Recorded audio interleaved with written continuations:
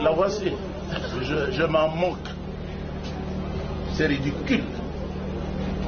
Monsieur. Adressez-vous. À vous, hein. Mais c'est lui qui a lu. Comment faire appeler? C'est un mensonge de mauvais goût diabolique. C'est une tromperie. Ça ne doit pas être la justice. On proclame des mensonges. Le papa de l'enfant est ici. Des mensonges, mais non, mais je vous donne. Votre version des faits. Mais laissez-moi parler. La version, la voilà. Celui-ci, c'est mon frère. Je n'ai jamais parlé en particulier avec lui pour chercher une femme. J'en ai autant. Moi, je suis en route en voyage missionnaire. C'est lui qui est venu me présenter dans une grande assemblée sa fille.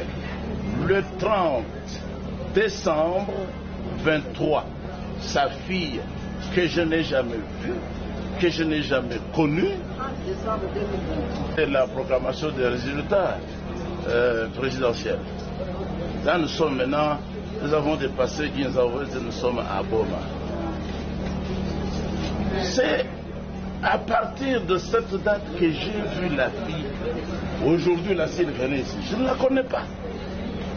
C'est un mensonge de dire ici qu'elle avait 14 ans. Ça, c'est Satan qui a parlé. Son père est ici. Pourquoi vous vous moquez des gens comme ça? La fille m'a été présentée comme ayant 18 ans. Celui-ci, il a répété ce jour-là, en fin d'année. Mais ici, on dit qu'elle avait 14 ans. Mais pourquoi vous faites des choses comme ça? Pour la prendre en mariage, il m'a supplié. Il m'a supplié qu'elle a un bon caractère. Ne regardez pas la taille. Elle est âgée. Chez nous, dans le Bas-Congo, nous avons des gens de petite taille. Vous voyez comment il parle pour moi? Bon, selon vous, la fille avait quel âge? Ben, c'est lui qui m'a dit. Selon vous. Oh. Il va aussi se défendre. Moi, je ne suis pas le directeur de l'école pour dire tu as quel âge. C'est son père qui a dit devant tout le monde, pas seulement moi. C'était dans l'assemblée. Elle a 18 ans, elle est âgée, elle est majeure. Et la fille par son père, mais qu'est-ce qui s'était passé après? Et le papa vous a proposé de prendre sa fille en mariage. Bon, quelle a été votre réaction? Vous avez accepté? Mais oui. On a fait une cérémonie de mariage à Mwanda. En famille, à l'église? Dans l'église, publiquement. Ouais. Et en famille, qu'est-ce que vous avez posé comme acte? Non, j'avais promis à lui que quand nous serons de retour, il me dira ce que je dois donner, si il va fixer un tel montant ou un tel autre. Donc vous avez dit ça toutefois, donner quelque chose, vous posez un acte à la famille. Ce que j'ai donné à lui, c'est la vie, la parole de Dieu. C'est ça qu'il a poussé à agir. Je lui ai donné plus qu'elle a agi. Présente dans la salle, vous ne la reconnaissez pas. D'accord. Le tribunal demande ensuite au prévenu s'il aurait reçu au préalable le consentement de la victime. Le prévenu Kassam Bakana Kassongo soutient que la fille aurait consenti en acceptant la célébration du mariage. Que cette fille avait donné son consentement. La fille avait parlé avec vous par rapport au mariage. Je n'ai jamais parlé avec elle en particulier, ni avant, en tout cas, ni après. Parce que je l'ai connue en cours de route. Maintenant, quand on revenait, c'est alors qu'on pouvait s'asseoir et parler. Je n'ai jamais... Son consentement, oui. Oui, d'abord chez eux, ensuite dans l'assemblée. Voilà. Elle était tout à fait d'accord.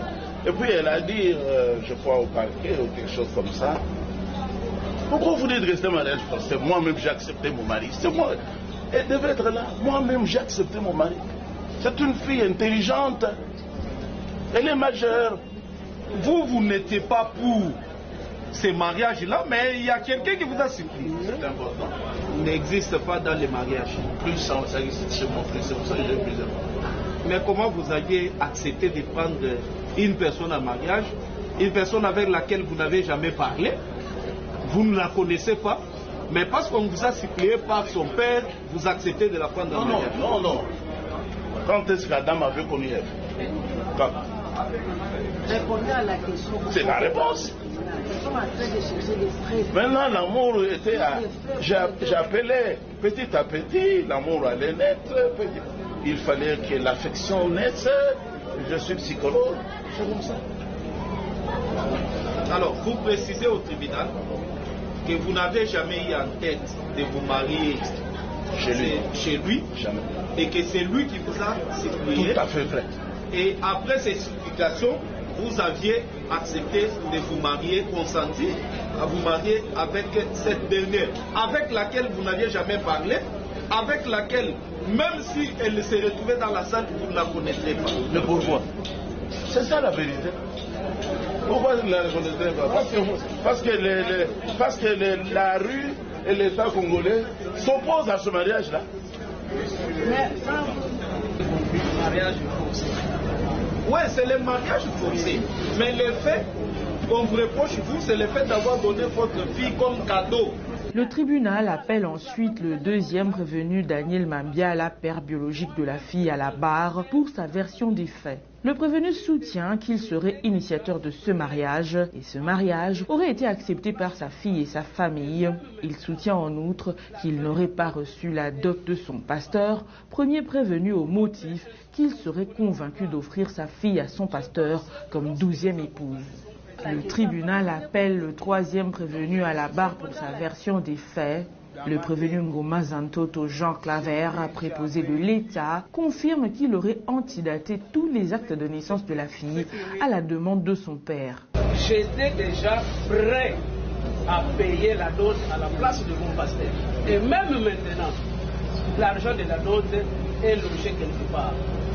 Et pour votre instruction, si vous voulez comprendre, je pense lorsque les avocats se sont présentés ici à Kinshasa, même l'oncle de la jeune fille était ici.